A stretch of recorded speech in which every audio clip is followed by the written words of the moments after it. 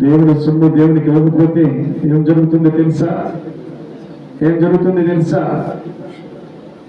ఆనందమైన పరలోకాన్ని కోల్పోతాం. నిత్యమైన రాజ్యానికి దూరం అయిపోతుంటున్నామేమో, దేవుని మేలును పొందలేకపోతుంటున్నామేమో. అన్వస్వరపడ్డ మాట అలాగే గ్రంథం 2:10 వచ్చిన ఇచ్చినను శోధించు, ఇచ్చినను శోధించు, ఆకాశంతో నిప్పుతా, నీ వాకిట్లో పోస్తా, కుమ్మరిచ్చేస్తే ఆశీర్వాదం, నీ కుటుంబంలో ఆశీర్వాదం, నీ వంతుల్లో ఆశీర్వాదం, నీ ఇంటిలో ఆశీర్వాదం, నీ కష్టంలో ఆశీర్వాదం, నువ్వు చేసే ప్రతి పనుల్లో కూడా ఆశీర్వాదం. బయటికి వెలుస్తున్నప్పుడు, లోపలికి వస్తున్నప్పుడు చేసిన ప్రతి తలంపులన్నీ కూడా క్షేమకరంగా ఉంచబడును గాక. దేవునికి వాగ్దానం చేయబడిన దేవుని మాటలు ఇవ్వడంలో దశభాగం వలన తెలుసా? నీ ఆరోగ్యము సంతృప్తి పరచబడును గాక, నీ కుటుంబంలో నెమ్మదించబడును గాక.